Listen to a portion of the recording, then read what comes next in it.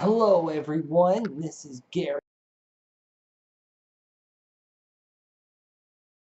Monday, Tuesday, Raw and Smackdown review. So, first I have to say this about Raw. You can't get much lower than Raw is now, especially 3 weeks before WrestleMania. This is bad for Raw. This episode of Raw was a fucking clown show. I mean, to have 3 disqualifications in one night is absolutely unforgivable, especially next to WrestleMania. With it being 20 days away this past Monday, it should emphasize greatness, not emphasize disqualifications and broader implications, which should have been made very clear maybe a month ago. But, here we are,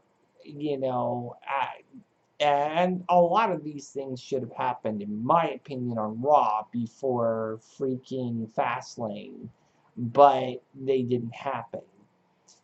Anyway, let's get to it. First of all, started out with a Lesnar promo. Yes, your name is Paul Heyman, and you're the most annoying son of a bitch that everybody's heard, and your voice sounds like freaking Iago, the parrot from fucking Aladdin. The end. I am so getting tired of hearing these promos from Paul Heyman, and it's always about Brock Lesnar. I'm. You know what? If you don't wrestle on Raw, get the fuck out. That's my opinion. I'm done with Brock Lesnar. When he came back, I figured he'd wrestle some matches on Raw. He hasn't wrestled a match on Raw in 11 years. So, yeah, it's been a while for Brock Lesnar. And the fact that he hasn't done it yet just shows that he isn't going to do it. He only wants to be on pay-per-views, and this whole thing with him and Goldberg at freaking WrestleMania is a joke too, because duh, of course Brock Lesnar is going to win. Do you want to know why? Because Goldberg only signed on for 3 matches, which means there's probably not even going to be a rematch. It's going to be yet again another Brock Lesnar, another Cena Rock, another match that does not get a title rematch, which is usually in the clause of the contract, or, KFAB wise is usually in the clause of that contract. So we're going to get stuck with a Universal Champion that doesn't wrestle for 4 months. I don't really want that for Raw, but whatever. If you want to freaking jerk off Brock Lesnar, that's your problem when the fans don't show up. Not mine. Then you had Sasha Banks versus Dana Brooke, and Sasha won by via cover. Dana Brooke beat up Charlotte after this because Charlotte went straight up Pau Gasol on her and was just screaming at her, "You're a disgrace! You don't deserve to be my protege!" Yeah, just straight up, straight up Charlotte style, and then Dana Brooke finally snapped and beat the shit out of her. Thank you, Dana Brooke, for doing what you should have done 2.5 months ago. Now, apparently, Mick Foley was told that he had to fire someone by the end of the night by, Stephanie McMahon. And I want to point this out. There were something like 5 or 6 promos from Stephanie McMahon and Mick Foley. That is way too many, views of an authority figure on one episode of Raw. You don't need that. It is unnecessary. Maybe glimpsing at this at the beginning of the show and at the end of the show would have been okay. But you did this like 5 times during the show. I was falling asleep because Raw was getting so damn boring by the middle of the show. I mean, it was bad. And then you had T.J. Perkins and Akira Tozawa versus Brian Kendrick and Tony Nese. Tony Nese won this match by via a roll-up pin, and he won the match, kind of proved his mettle. I timed the match to see how long they were actually going to give the cruiserweights after Fastlane. This match was 8 minutes and 50 some odd seconds, because I think I missed the first few seconds after the bell. But so figure around 9 minutes. But the fact is they are getting way more time than they were with these 2-minute sprints before Fastlane. I think the only thing that saved Fastlane from being the most garbage pay-per-view in 5 years was the Cruiserweight title match. And everybody knows it now, so these guys are getting some respect, which is a good thing, because I don't think Raw's going to make it without the Cruiserweights. And that's my opinion, and you can take that to the damn bank. Anyway, they had a segment with the club, and they were asking them, oh, how do you feel? Who would you want to face at WrestleMania? Enzo and Big Cass, or Sheamus and Cesaro? They said, why are we talking about everybody else? And they said the spotlight should be on us. And, then you had a match with Kevin Owens and Samoa Joe versus Sami Zayn and Jericho. This was a match that ended in a disqualification because, the whole thing, it was basically a beatdown of Jericho and Sami Zayn. And the promo beforehand kind of gave it away when he was talking about how Chris Jericho was never my best friend, and Sami Zayn was never my best friend, and and me and Joe, we're gonna tear those two apart, and this and that. Here's the thing, and this is my problem. Jericho is a top name talent, and Sami Zayn is one of the best talents they have. They are burying Sami Zayn to the point where he may not be salvageable unless he's drafted to SmackDown. And Jericho, fine, he's about to leave. He comes back in 6 months and then just reinvents himself, whatever. But Sami Zayn, I'm really getting disappointed with their treatment with him. I mean, him and Joe at Mania would have been great, but I guess that's not in the plans. You had Nia Jax, added to face Bayley to Raw. Then you had Austin Aries versus Arya Daivari. Aries won. I forgot to time this match because I was really psyched that Aries was finally getting into his first Cruiserweight match. But he won using that spinning elbow, and he just whacked Daivari with it, and that was pretty much it. You had another stupid Emma promo. I'm really tired of Emma just not giving us anything but promos. If you're going to wrestle, wrestle. If you're not going to wrestle, go down to NXT and learn something new, or get the fuck out. Because, honestly, I don't watch wrestling for promos. I mean, if I'm going to watch your promo, it's going to be because you showed up. Not because you spent 17 weeks trying to build up a character that you poo-pooed.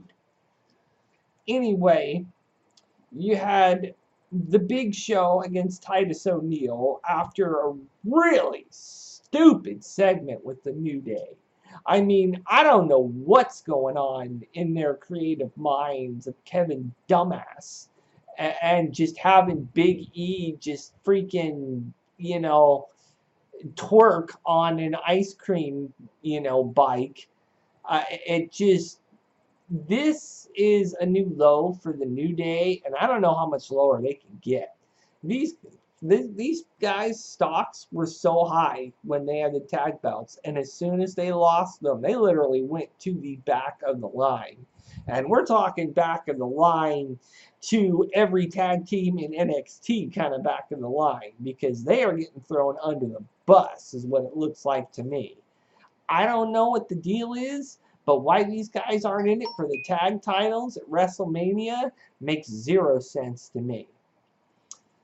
Then, you know, you had Bayley versus Nia Jax. It was a DQ because Nia Jax didn't break off for the 5 count because she was stomping the shit out of her in the corner. I mean, I'm not sure what kind of point they're trying to make with Nia Jax. They really should have had her win last week against Sasha Banks, but, you know, I don't know, but beating somebody up does not equivalent to me to being tough. That's not tough. Getting that 1, 2, 3 in the ring without, you know, any sort of shenanigans is tough. So without making it a clown show, you really should be focusing more on getting legitimate wins instead of beating the crap out of people. Then you had Mick Foley in the ring wanting to...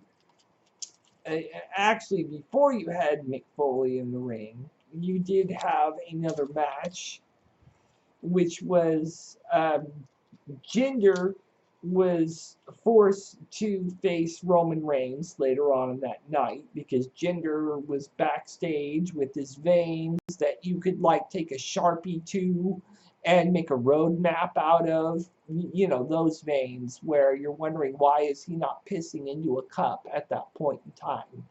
But despite any, you know, growth hormones he might be on, he had to face Roman Reigns at the end of the night. And then Big Show announced during the stupid New Day segment that he was going to be in the Andre the Giant Memorial Battle Royal. This really upset me and even pissed me off more about Raw because that means Shaq fucking wimped out. And what this means to me is that Big Show put in over 6 months of training and dieting and everything, and for what? You know, if Shaq's going to be a wuss, then, you know, who's the fucking queen now? You know? It sure as hell isn't the Kings. It's you, Shaq, because you pussified out on a match against Big Show. So how you like them apples, baby? Anyway, Titus O'Neil, you know, got chokeslammed and beaten the crap out of by the Big Show by the end of the night. And then you had the match with Enzo and Cass versus Gallows and Anderson. There was a cute little part where they came out with a little cup that said "Cup of Haters." You know, if they don't have that on WWE.com, they need to, because I would so order one of those. But anyway, before the match even ended, you know, Gallows and Anderson, they came in, they beat up both teams, and it's looking to me like that tag match is going to be a triple threat. And that was predicted, so I give that a lot of credit. But yeah, they did a magic killer also to Big Cass. So I have to admit though that Enzo is quite the prop comic because he's very funny and then gets used like a prop. Like, I barely see this guy wrestle. He just gets thrown on top of people. He is a prop comic. That's basically what his ring experience is, and that just makes these matches completely unbearable to watch. Let Big Cass go out on his own. I just feel, have Enzo be his manager. Because Enzo, you know, you need to go back down to NXT and learn some things before you start, you know, trying to fight with the big dogs. Especially guys like Cesaro and Sheamus, who has held the WWE title, or freaking the Club, who have held New Japan titles. You know, it's just, it's sad. Then you had Roman Reigns versus Jinder Mahal. Undertaker kind of dicked with Roman Reigns there. and had the bong go off before the end of the match. And then Roman Reigns basically kind of took a little bit of a beating from Jinder Mahal, but eventually came back, hit him with 2 Superman punches, and boom, that was it. So the match lasted 2 minutes and 55 seconds. It really was not that long of a match, and it was more about Undertaker messing with them than Undertaker doing anything else. HBK came out and then told them that, Undertaker's all about, fighting people cerebrally and just using not really dirty tactics, but fear tactics on people before their matches, because we all know that Shawn Michaels is so the one to give expert advice on The Undertaker. I mean, if anybody is, it's Shawn Michaels. But, yeah, and then Strowman came out, and as Roman Reigns was walking up the aisle and just blindsided him, and it looked very uncomfortable because between the aisle, the ramp that they walked down, and the guardrail, he got squished in between there, and he did not look comfortable.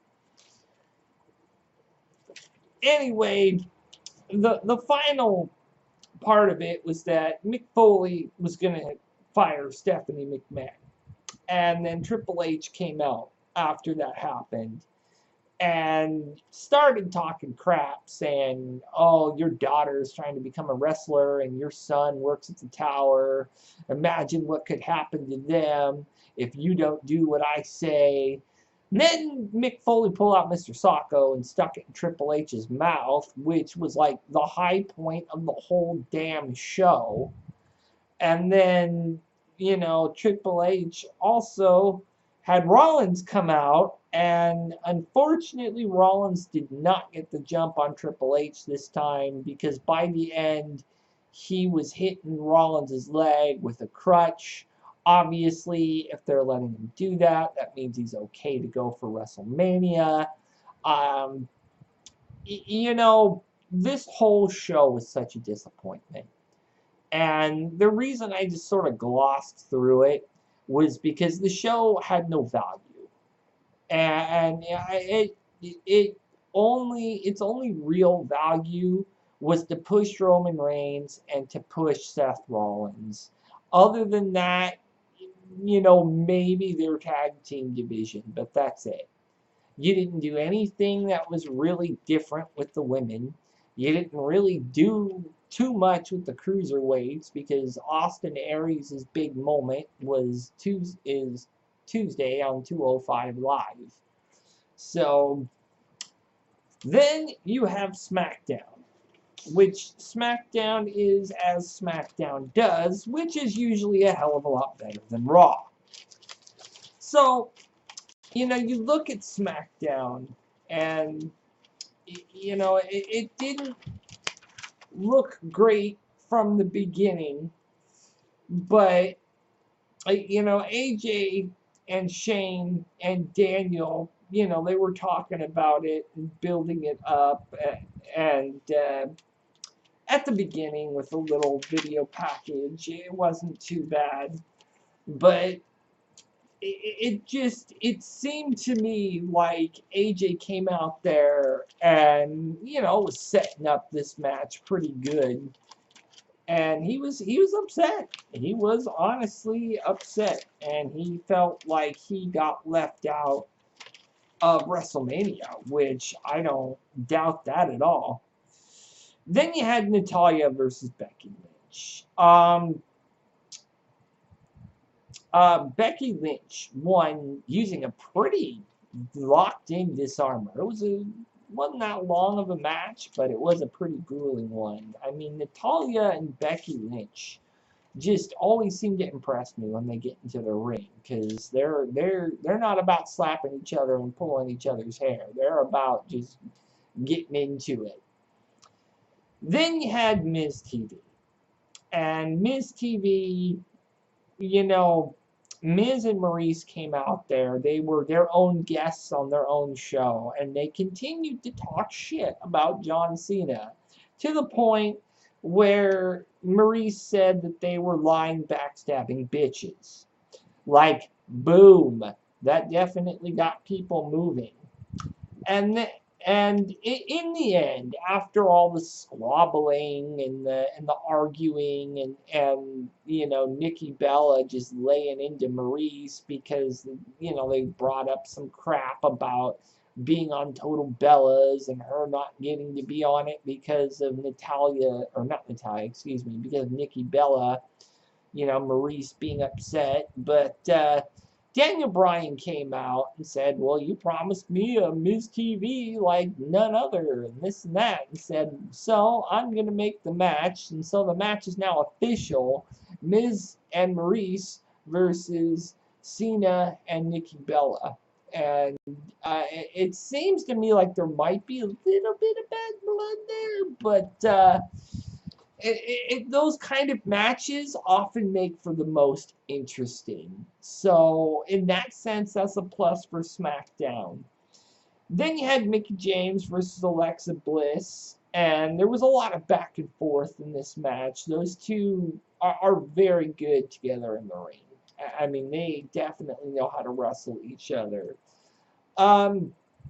Mickie James won with a mitt kick. I mean, I could watch that move a million times over, just like watching, Shawn Michaels' Sweet Chin Music, except she gets a little bit more lift on it. But yeah, that's how she won. Then you had a moment backstage where the cars were coming in at the arena, and AJ Styles was waiting back there for Shane. Shane comes out of his car, and just gets steamrolled by AJ. I mean, he throws him against the wall, beats up his head, throws his head through the windshield of a car, which obviously was breakaway glass, because ain't nobody's head gonna go through a windshield that easily. But props to WWE for giving us the visual. I mean, obviously, this is not over. And at the end of the show, they proved that. Daniel Bryan, after he beat up Shane McMahon and straight up told him, you think you're untouchable? Nobody's untouchable. You're fired. And just did it with such passion that I almost wish that after his contract is over, he'd stay as a manager, because he'd make a great manager. After that, you had Mojo versus Dolph Ziggler. Mojo won by via 10 count because basically he kept throwing Ziggler out of the ring, and Ziggler was like, F this, and just walked away. And we had 10 counts of a 10 count. And yeah, that match really didn't do anything for my confidence in the guy like Mojo, nor did it do anything for my confidence in a guy like Ziggler. They really should have gone after each other in this match, and they missed a good opportunity to lift up Mojo and lift up Ziggler as a heel. But whatever. Then you had Randy Orton address Bray Wyatt. He said a lot of the same things that we had heard in the last couple weeks, and Bray Wyatt came on the Titantron, and this is a lot of the cerebral warfare that we would expect from two such people. So nothing new there. It's really more or less rehashing the plot up to WrestleMania. Then you had American Alpha fight the Usos, and American Alpha actually won clean against the Usos, which, it's a big win for American Alpha because they have not been able to get that monkey off their back since, I believe, the Rumble, if not the Survivor Series. So it's very good to see them get back to their tag team division again. And then at the end of the show, as things were fading, Shane makes the match for WrestleMania that none of us want to see.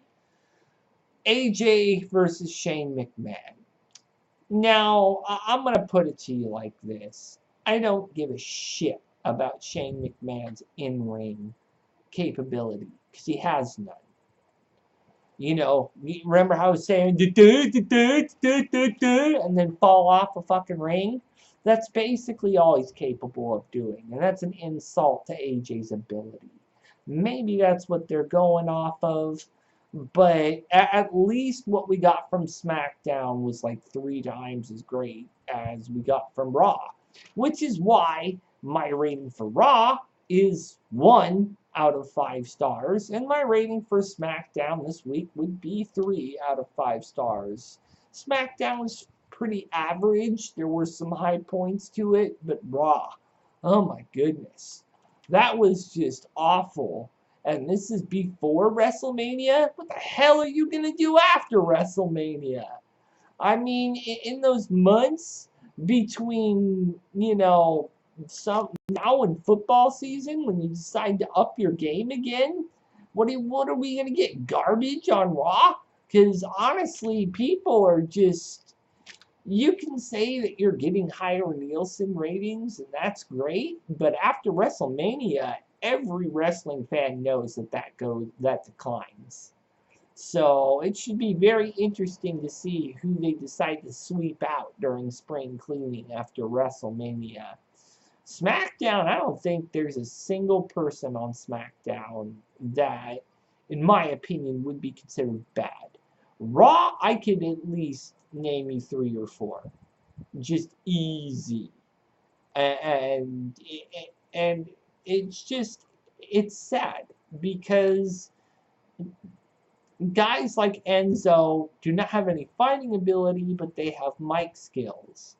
And then people like, let's say, oh, I don't know, Gallows has a lot of in-ring skill, but no mic skills. I mean, it just feels to me like Raw was not put together very well after the draft. They thought we were getting all the stars, and all the star power, so we're going to win. Well, apparently you're not, because you're not beating SmackDown in the ratings. We'll see how it goes for this week, but it looks to me like this is definitely a week for SmackDown. Probably not their best show, but it is definitely better than what Raw put out this week. So, for all my fans out there, thank you and good night.